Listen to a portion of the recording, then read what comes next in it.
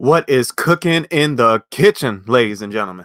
All right, let's get right into this list. Number 5, Jessica Jones season 3. I think this season, matter of fact, this series does a very good job of ending the series out of all the Netflix shows. I really like the villain in season 5. I mean, season 5 in season 3.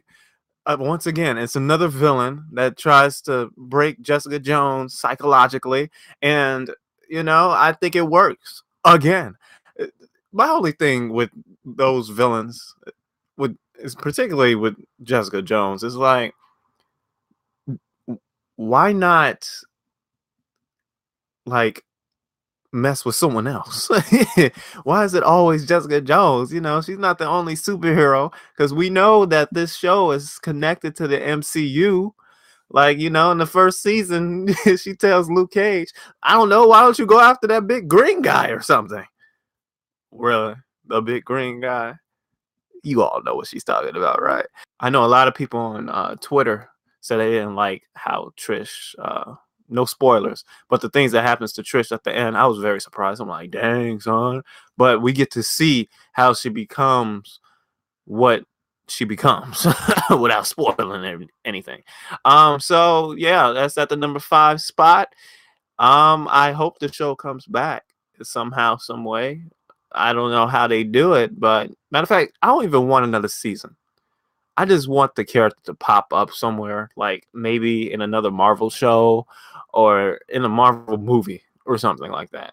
I feel like this isn't the end. This isn't the last time we're going to see Jessica Jones. So yeah, Jessica Jones at the number 5 spot. Number 4, and this is going to be very controversial because this is based on a real life story, and I'm still reevaluating this list, so this might wind up being higher. It should be higher, if I'm being honest with you, is When They See Us. When They See Us is so rage inducing. It would make you very upset and maybe even cry in some parts. Like, the things that those men went through, or those boys at the time who are now men, the things that they went through is so messed up and tragic. And I always tell people all the time, like, people lie. How would someone lie about a certain thing? People lie about anything. And I think that show really proves that theory to be true. It's a really great story, all jokes aside. Matter of fact, there's no joking right now, but it's a really great show. I think everyone should see it, particularly those who don't even know the story. I didn't even know about the story, and that's a damn shame, if I'm being honest with you. So yeah, worthy of its claim and praise, and I hope everyone sees that show. All right, number 3 is Doom Patrol season 1. Now, the Doom Patrol season 1 aired on DC Universe on the streaming service, which I know a lot of people probably don't even have. But yeah, I get it. It's like, why pay $7.99 a month for, like, I don't know, movies and shows that you've already seen? Probably the best DC show ever made, live action DC show ever made. Because when you look at the DC shows list throughout the years, we got Supergirl, Linda Carter's Wonder Woman, Lois and Clark, Birds of Prey, DC's Legends of Tomorrow, and Gotham, which I really enjoy, by the way. We got shows like that. And I'm telling you right now, this show is head, shoulders, knees, and toes above all that stuff I just said.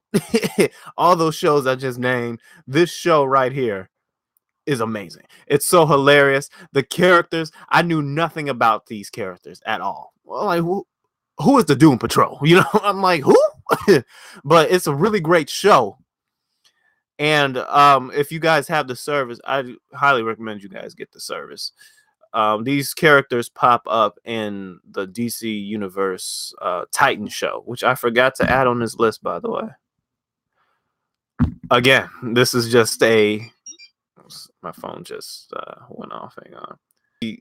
DC's Titans also was the first DC Universe original show, and they had introduced these characters. So those two universes are connected, sort of like how Arrow and Flash are connected, even though they're in different universes. But it's different for this show because these shows take place in the same universe, obviously. Check it out. Number 2. Oh! Number 2 is Game of Thrones season 8. Okay, hear me out.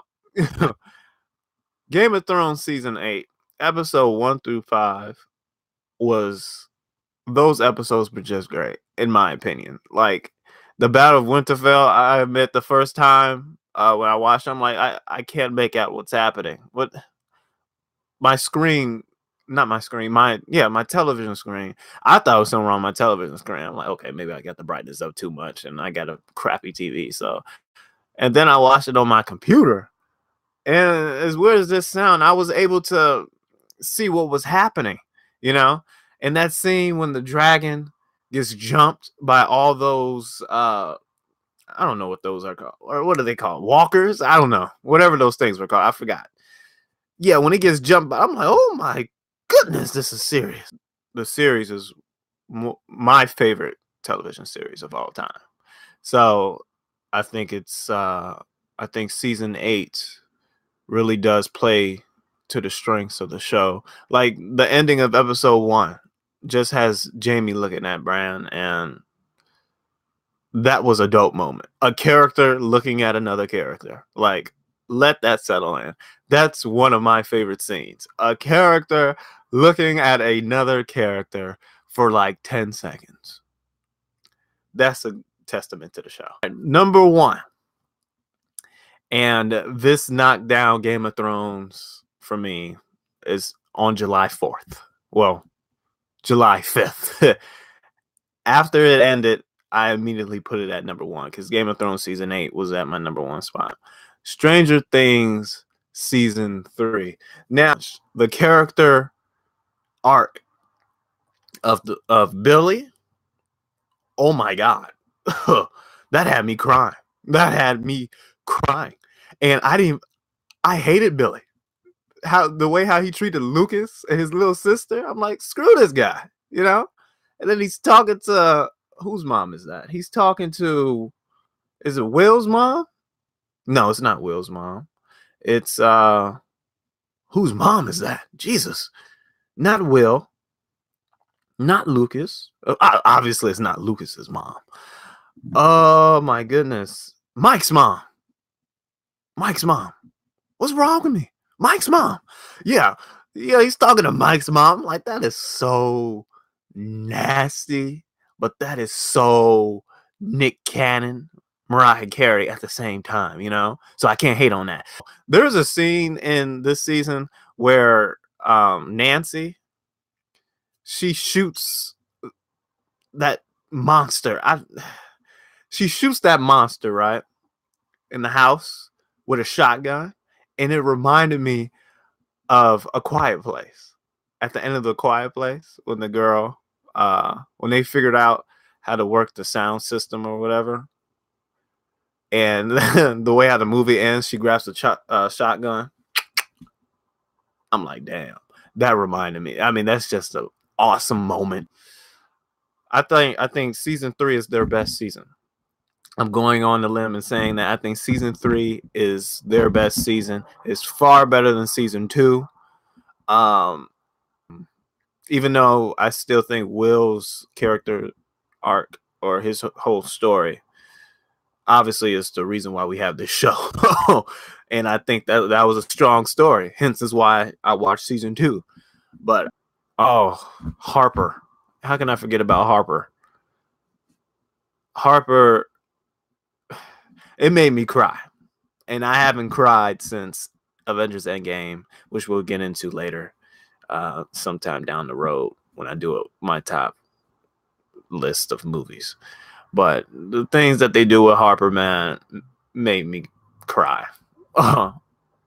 It was so sad. Man, Harper, my boy. So Stranger Things season 3. Number 2, Game of Thrones season 8. 3, Doom Patrol season 1. 4, When They See Us, and 5, Jessica Jones season 3. I think you guys should watch these 5 series. They're really good, obviously, in my opinion. And if you don't like these shows, man, I don't know what to tell you. I don't know what to tell. Well, I can see if you don't like Jessica Jones season 3.